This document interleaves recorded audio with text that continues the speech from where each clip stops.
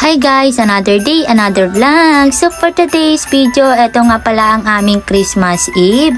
Ito nga pala ang aming simpleng handahan. Ito nga muna ang ipapakita namin sa inyo dahil nga hindi pa talaga luto lahat. At syempre, ito nga pala ang aming mga regalo. At hindi rin magpapauli itong pusa namin na lagi nakatambay dito sa may tibihan namin.